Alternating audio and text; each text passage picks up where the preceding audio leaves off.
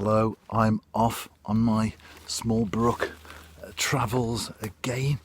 We had some heavy rain yesterday in the area where I live, just climbing over a fence there.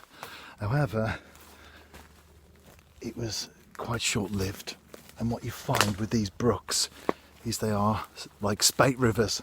They rise quickly and then they drop down as well. And the screenshot that you've seen on the video while I've been talking is of another local brook that has a station on there, a measuring station, and it shows just how quickly the water comes and then it falls again. I think there'll be a nice little freshening up though, because it was quite stale last time I was here, so I'm looking forward to casting a line. It's fairly clear, and that's important when you're targeting sticklebacks because you need to see what's going on. Right, let's make my way through the undergrowth and set up for another short session in pursuit of 3-spined sticklebacks.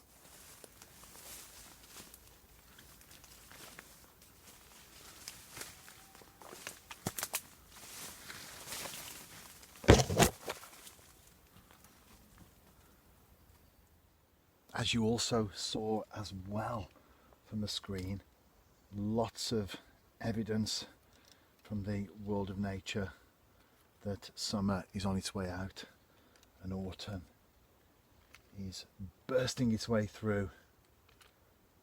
Won't be long now before the clocks change and the days will be even shorter than they are now. But as anglers, we can still enjoy the 4 seasons, and autumn is a great time of the year, isn't it? Water temperature is still very high because water temperature fluctuates at a different rate to that of the air. And of course, new species, new venues, new targets. But for now, I'm going to enjoy, well, I wouldn't call it a traditional summer fish, the stickleback, because I can still be coming down here in the winter. And it's less than 2 miles from where I live by car.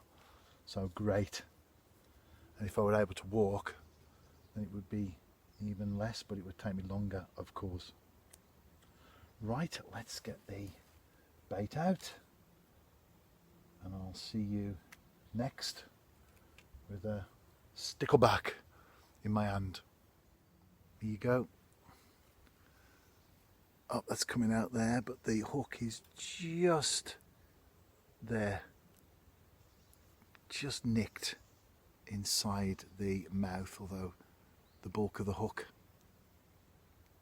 is outside and I've been able to free it. I'm not a blanker on the trail of the 3-spined stickleback today.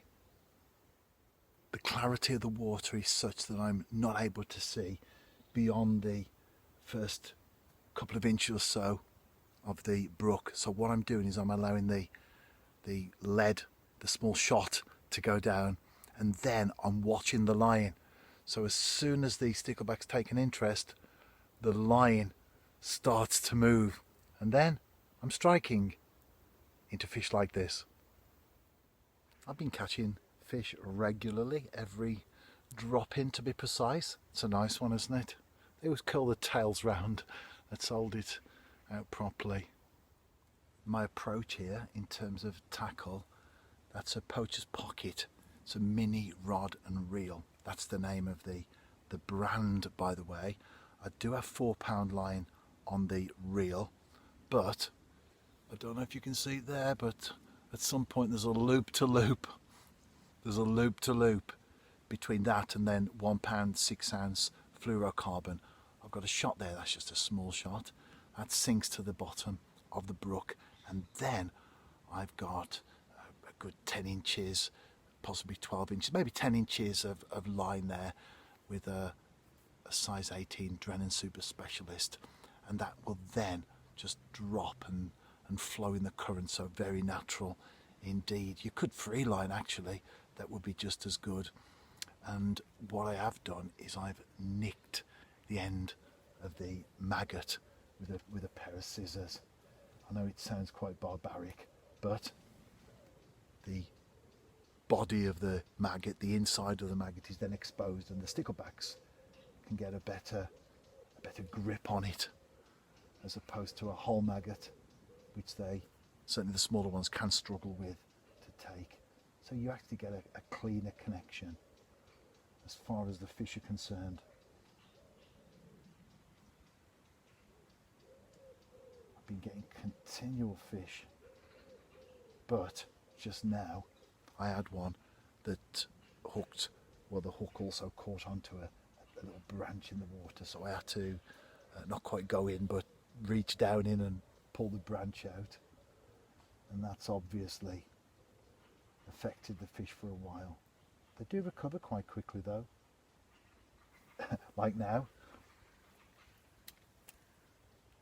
And give it just a couple of minutes and they're back on track. The lure of food certainly brings them back onto the scene. This is my third brook session on the bounce, and I mentioned in the first one Declan, because he commented as to whether I was doing any more. Well, he watched the video and then posted on my site, and then Paul commented he's into lure fishing and he's been inspired by the sticklebacks, and he's going to go down even lower with the hooks and the bait that he's using to see how many species he can catch on a mini lure approach from his local stretch of river. Just had one come off there. That's fine. I don't want to deep hook them. That's okay. And then prior to that, I haven't mentioned that one yet, but Chris Jones, he's now got himself into lure fishing as well, so that follows on from Paul's comment there, and he's really enjoying it. The young family, it's a great way of getting your gear together very simply, just a minimal amount of tackle in the boot of the car, and you can go fishing. And the moment you arrive at the water's edge, piece your rod together, cast out, you've got as much chance of catching a fish as if you've been there for an hour. You don't have to build a swim up and draw the fish in. You can be mobile and you can go to where the fish are. It's the beauty of that, isn't it? I'm enjoying this session. Today, I am at home. A little bit of work, but had quite a busy week.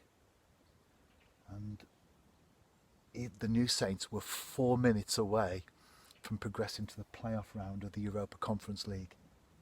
Last week, we were in the Czech Republic, 4 minutes away. They scored into extra time. And then we went through all of that, and penalties were lost on penalties. We would have been playing CSK Sofia from Bulgaria. And Pilsen, the team that we lost to last week, they beat Sofia last night 2-0. So it's very, very fine margins. Now actually I wouldn't have been in Bulgaria this time. We would have been at Cardiff City Stadium. That's where we play our home games once we progress past the second round. So we would have been at home against Sofia. And then next week, we've been on my way to Bulgaria. I have been there before though. We played Ludogorets a couple or so seasons ago. This will be my last fish. Again, the hook right there, visible and easy enough to nick out. That's what you want, isn't it, with all fish, especially so these smaller, delicate ones, the mini species. Brilliant.